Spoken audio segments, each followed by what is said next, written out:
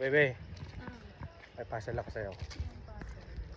Merong 3 babae sa park. Mm. Nakaupo ako kumakain ng ice cream. Mm.